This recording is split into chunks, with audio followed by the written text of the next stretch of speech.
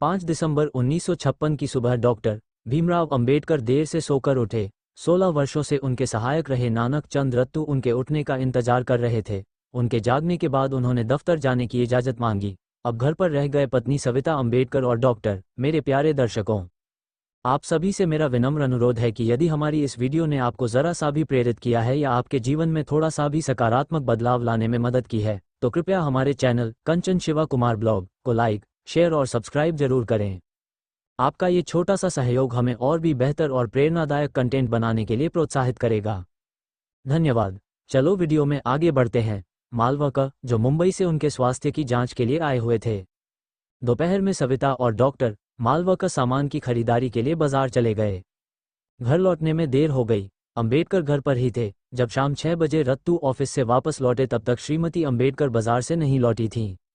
अंबेडकर नाराज थे। उन्हें लग रहा था कि उनका ध्यान नहीं रखा जा रहा। रत्तू ने उनकी नाराजगी महसूस की। डॉक्टर अंबेडकर ने रत्तू को टाइप करने के लिए कुछ काम दिया। जैसे ही रत्तू लौटने वाले थे तभी श्रीमती अंबेडकर लौट आईं। अंबेडकर गुस्से पर काबू नहीं रख सके। उन्होंने कुछ सख्त बातें कहीं। जब श्रीमती अंबेडकर ने पति को आपे से बाहर होते देखा तो उन्हें लगा कि उनका कुछ भी कहना आग में घी डालेगा, लिहाजा वो शांत रहीं।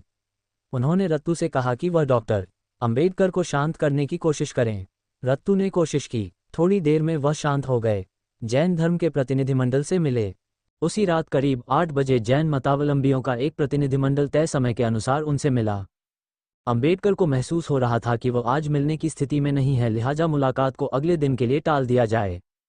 चूंकि वो लोग आ चुके थे तो उन्हें लगा कि अब मिल लेना चाहिए। इसके 20 मिनट बाद वह बाथरूम गए, फिर रत्तू के कंधे पर हाथ रखकर वापस ड्राइंग रूम में लौटे। सोफे पर निढाल हो गए। आंखें बंद थीं। कुछ मिनटों पर शांति पसरी रही। जैन नेता उनके चेहरे की ओर देखे जा रहे थे। फिर अंबेडकर ने सिर हिलाया।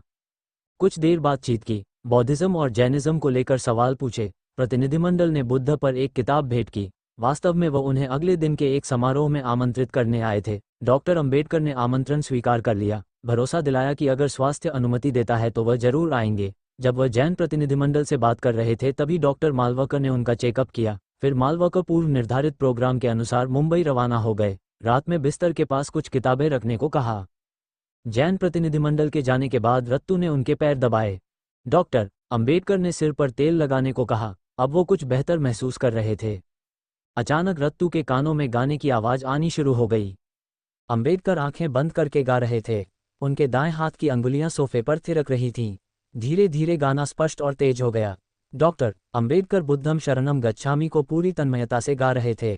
उन्होंने इसी गाने का रिकॉर्ड रेडियोग्राम पर बजाने के लिए कहा। साथ ही रत्तू से कुछ किताबें और द बुद्ध एंड द धम्मा का परिचय और भूमिका लाने को कहा। उन्होंने इस सब को अपने बिस्तर की बगल में टेबल पर रखा ताकि रात में इन पर काम कर सकें।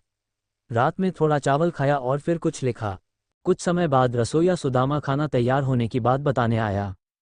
अंबेडकर ने कहा कि वह केवल थोड़ा चावल खाएंगे और कुछ भी नहीं। वो अब भी गाना बुदा रहे थे। रसोइया दूसरी बार आया।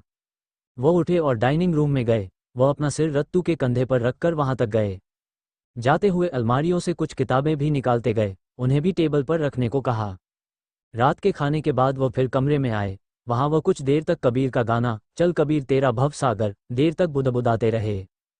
फिर बेडरूम में चले गए। अब उन्होंने टेबल पर रखी उन किताबों की ओर देखा जिसे उन्होंने रत्तू से रखने को कहा था। किताब द बुद्धा एंड हिज धम्मा की भूमिका पर कुछ देर काम किया। फिर किताब पर ही हाथ रखकर सो गए। 6 दिसंबर की सुबह 6:30 बजे सुबह जब श्रीमती अंबेडकर हमेशा की तरह उठी तो उन्होंने बिस्तर की ओर देखा। पति के पैर को हमेशा की तरह कुशन पर पाया। कुछ ही मिनटों में उन्हें महसूस हुआ कि डॉक्टर अंबेडकर के प्राण पखेरु उड़ चुके हैं। उन्होंने तुरंत अपनी कार नानक चंद रत्तू को लेने भेजी। जब वह आए तो श्रीमती अंबेडकर सोफे पर लुढ़क गईं। वो बिलख रही थी कि बाबा साहेब दुनिया छोड़कर चले गए। रत्तू ने छाती पर मालिश कर हृदय को हरकत में लाने की कोशिश की। हाथ पैर हिलाया डुलाया। उनके मुंह में एक चम्मच ब्रांडी डाली, लेकिन सब कुछ विफल रहा। वह शायद रात में सोते समय ही गुजर चुके थे। दुखद सूचना तेजी से फैली। अब श्रीमती अंबेडकर के रोने की आवाज तेज हो चुकी थी। रत्तू भी मालिक के पार्थिव शरीर से लगकर रोए जा रहे थे। ओ बाबा साहेब, मैं आ गया हूँ, मुझको काम तो दीजिए। कुछ देर बाद रत्तू ने करीबियों को दुखद सूचना देनी शुरू की। फिर केंद्रीय मंत्रिमंडल के सदस्यों को बताया। खबर जंगल में आग की तरह फैली। लोग तुरंत नई दिल्ली में 20 अलीपुर रोड की ओर दौड़ पड़े। भीड़ में हर कोई इस महान व्यक्ति के आखिरी दर्शन करना चाहता था। तुरंत मुंबई खबर भेजी गई। बताया गया कि उसी रात में उनका पार्थिव शरीर मुंबई लाया जाएगा, जहां बौद्ध रीति रिवाजों से अंतिम संस्कार किया जाएगा। पत्नी चाहती थी कि अंतिम संस्कार सारनाथ में हो, हालांकि इस पर विवाद भी है। कुछ लोगों का कहना है कि श्रीमती अंबेडकर ने इस बारे में बेटे यशवंतराव को कोई सूचना नहीं दी। वह सारनाथ ले जाकर उनका अंतिम संस्कार करना चाहती थी। दरअसल 4 साल पहले डॉक्टर अंबेडकर को लगने लगा था कि वह अब ज़्यादा जीवित नहीं रहेंगे। इस बारे में उन्होंने अपने खास सहायक बाबूराव गायकवाड़ को पत्र भी लिखा था कि वह ऐसी घटना की तैयारी पहले से करके रखें। मुंबई में चौपाटी में हजारों लोगों ने उनके अंतिम संस्कार में हिस्सा लिया।